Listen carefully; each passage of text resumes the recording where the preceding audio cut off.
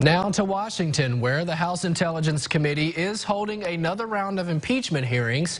And among today's witnesses, Lieutenant Colonel Alexander Vindman, the National Security Council's top Ukraine expert, and Jennifer Williams, an aide to Vice President Mike Pence.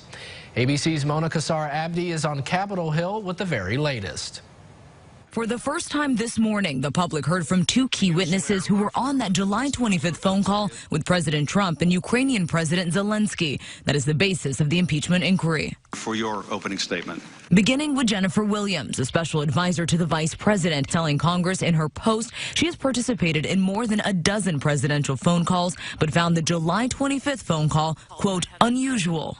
It involved discussion of what appeared to be a domestic political matter. Over the weekend, the president personally targeted Williams on Twitter, urging her to read both transcripts of the call and labeling her a never-Trumper.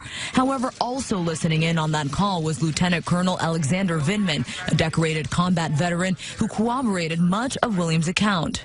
It is improper for the President of the United States to demand a foreign government investigate a U.S. citizen and a political opponent. Vindman testified that during a meeting with Ukrainian officials in Washington days before the call, EU Ambassador Gordon Sondland outlined President Zelensky's White House meeting was contingent on delivering the requested investigations into the Bidens and the 2016 election.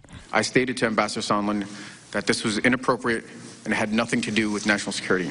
Vindman says he reported his concerns to the proper channels on July 10th and again on July 25th. I did so out of a sense of duty.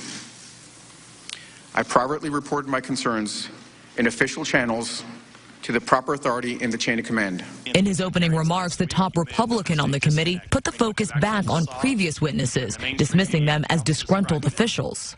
When you saw three diplomats who dislike President Trump's Ukraine policy, discussing second-hand and third-hand conversations about their objections with the Trump policy.